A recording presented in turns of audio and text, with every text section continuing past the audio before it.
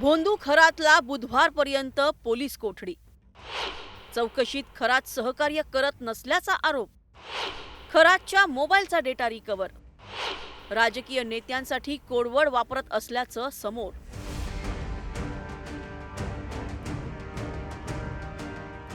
नाशिकचा भोंदू अशोक खरातच्या प्रकरणानं केवळ राज्यच नाही तर देशही हादरून गेला.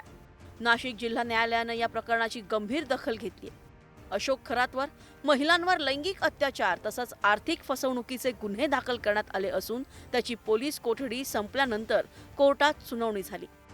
हे प्रकरण अतिशय गंभीर असून एसआयटीला तपासणीसाठी अधिक कालावधीची गरज असल्याचं यावेळी कोर्टानं मान्य केलंय. तर भोंदू खरात चौकशीत पोलिसांना सहकार्य करत नाही. महिलांच्या अत्याचाराचा विषय निघताच तो पोलिसांना उडवाउडवीची उत्तरं देतो. त्यामुळे तपास अपूर्ण असून तो पूर्ण करण्यासाठी अशोक खरात याची पोलीस कोठडी वाढवून हवी अशी मागणी सरकारी वकिलांनी केली आहे. खरात प्रकरणी अनेक महत्त्वाचे मुद्दे यावेळी मांडण्यात आले.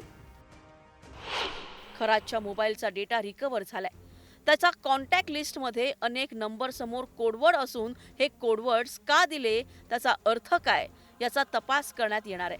याशिवाय राजकीय नेत्यांची नावं डमी नावानं सेव्ह केलेली आढळून आल्याचं पोलिसांनी सांगितलं. खरातनं पेय प्रसादातून महिलांना गुंगीचं औषध दिल्याचा आरोप करण्यात आलाय. या पेयांसंदर्भात तपास सुरू असल्याचं पोलिसांनी सांगितलंय. चौकशीत खरात पोलिसांना सहकार्य करत नसल्याचा महत्त्वाचा मुद्दा मांडण्यात आलाय. एसआयटीच्या तपासामध्ये भोंदूबाबा खरात याचा आणखी एक कारनामा समोर आलाय. हा भोंदूबाबा अशोक खरात आपल्या मोबाईलमध्ये जे नंबर सेव्ह करायचा ते डमी नावाने सेव्ह करायचा आणि त्यामुळे पोलिसांना या तपासामध्ये काही अडथळे निर्माण झाले. या सगळ्यानंतर आता या एसआयटीने या सगळ्या भोंदूबाबाचा मोबाईल आणि त्याचा सगळा मोबाईलमधला डाटा फॉरेन्सिककडे पाठवला आणि त्याचा क्लोन रिपोर्ट प्राप्त करून घेतला.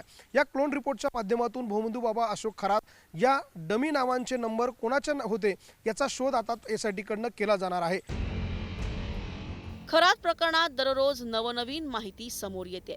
सखोल तपास योग्य दिशेनं व्हावा अशी पीडित महिलांची अपेक्षा आहे. त्यामुळे त्याची कोठडी गरजेची असल्याचं पीडितांच्या वकिलांनी म्हटलंय. अगोदरची जी कारणं होती रिमांडची, पहिल्या रिमांडची, तीच दुसऱ्या रिमांडमध्ये आलीत. याचा अर्थ काय होतो की पहिल्या रिमांडमध्ये ज्या गोष्टींचं इन्व्हेस्टिगेशन करायचं होतं तेच होऊ शकलं नाही. आणि का होऊ शकलं नाही? कारण हा कोऑपरेट करत नाही आहे.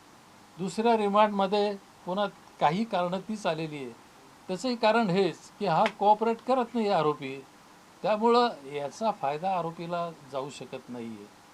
आणि असाच जर ट्रेंड असेल, ही जर त्याची वृत्ती असेल आरोपीची, तर मग तपासाचं कार्य पूर्ण होण्याकरता अडचणी निर्माण होतील.